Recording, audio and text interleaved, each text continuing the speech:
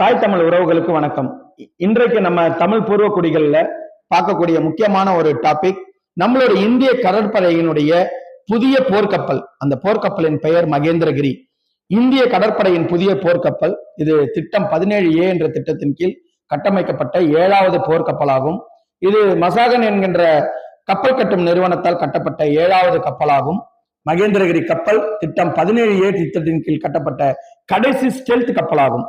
மகேந்திரகிரியினுடைய சிறப்பு அம்சங்கள் என்னென்ன அப்படின்னு பார்த்தோம்னா, அதனுடைய தொழில்நுட்பம். இது எந்த விதமான ரேடார்லையும் கண்டறியப்படாமல் தப்பிக்கக்கூடிய அளவிற்கு மிக அதிநவீன, அதற்கான விசேஷமான கலவை பொருட்களை பயன்படுத்தி கட்டப்பட்ட அதிநவீன போர்க்கப்பல். மேம்படுத்தப்பட்ட ஆயுதங்கள் மற்றும் சென்சார்கள் அப்படின்னு பாத்தீங்கன்னா, இதனுடைய சென்சார்கள் எல்லாமே பாத்தீங்கன்னா அதிநவீன சென்சார்கள் கொண்ட ஒரு பாதுகாப்பு கொண்ட ஒரு போர்க்கப்பல். உள்நாட்டு பாதுகாப்பு திறன்கள் அப்படின்னு பார்த்தோம்னா, இந்தியாவினுடைய தற்சார்பு திட்டத்தின் கீழ் உருவாக்கப்பட்ட ஒரு அதிநவீன போர்க்கப்பல்.